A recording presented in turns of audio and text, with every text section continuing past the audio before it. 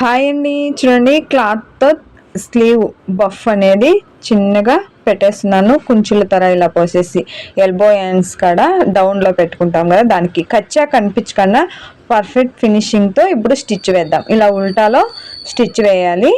First ఈ కుంచులు పోసుకుంటాం కదా, దాన్ని ఇలా స్టిచ్ వేసుకోవాలి. రెండు టైము స్టిచ్ వేయాలి. ప్రాసెస్ ఎక్కువ అనుకుంటే రెండుని ఇలా జోడ్చుకొని బార్డర్ను అవి ఒకే టైంలో స్టిచ్ వేసుకోవచ్చు. నేను నీట్గా కనిపించే కోసం వీడియోలో ఇలా డబుల్ టైము స్టిచ్ వేస్తున్నాను. ఇలా తిప్పుకొని ఒక స్టిచ్ అనేది ఇక్కడ వేసుకునేద్దాం. ఫినిషింగ్ కోసం బార్డర్ని ఇలా ఫోల్డ్ చేసి తర్వాత బార్డర్ని ఎడ్జ్లో స్టిచ్ వేయాలి. ఇలా చూడండి, పైన బఫ్ కింద వచ్చి ఈ రింకల్స్ తర సన్నగానే ఇలా కుంచెలు పోసేస్తున్నాను. కచ్చా కనిపించకుండా పర్ఫెక్ట్ ఫినిషింగ్తో వచ్చేస్తుంది. ఓకేనా? వీడియో నచ్చితే లైక్ చేయండి, కొత్త వాళ్ళు సబ్స్క్రైబ్ చేసుకోండి. వీడియో